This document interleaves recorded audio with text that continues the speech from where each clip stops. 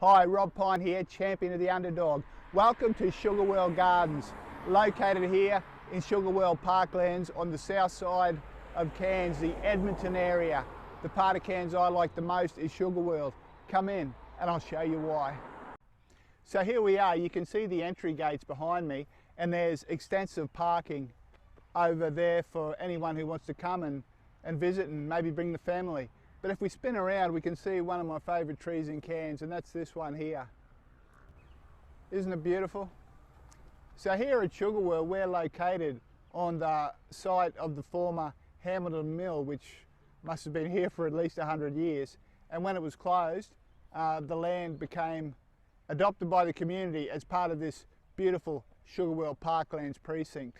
Of course, one of the things Sugarworld is most famous for is the adventure slides, very popular amongst the kids. So we'll just pan around and you can see the entry to the adventure slides there. If we go over to the right, you can see parts of the former mill. I love just coming, rolling around in the grass, and let's go over and check out the swings. We're just over the other side of the adventure park. There's accessible swings for kids and families on that side, which I won't film because there's little kids there.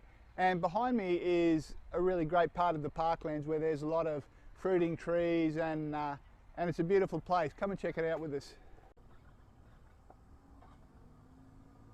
This part of Edmonton was actually settled by the Swallow family in the early 1800s when the first sugar plantations were established.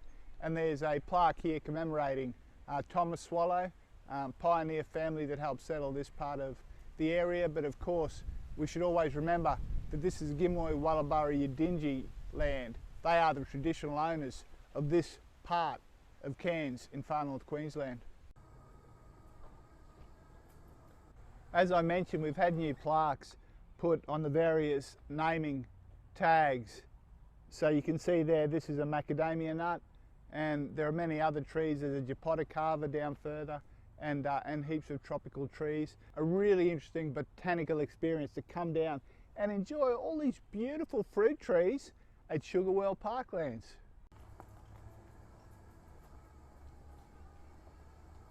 We're just going past more of the trees down the pathway. This one is a Brazilian, it's called a japoticava. It's a very interesting tree because the fruit actually comes off the trunk rather than hanging out the end of branches like citrus fruit trees do. I just can't describe to you how special this part of Edmonton is to me. As you see, it's just a beautiful area. The beautiful old trees really add so much, and it's a wonderful place to bring the family.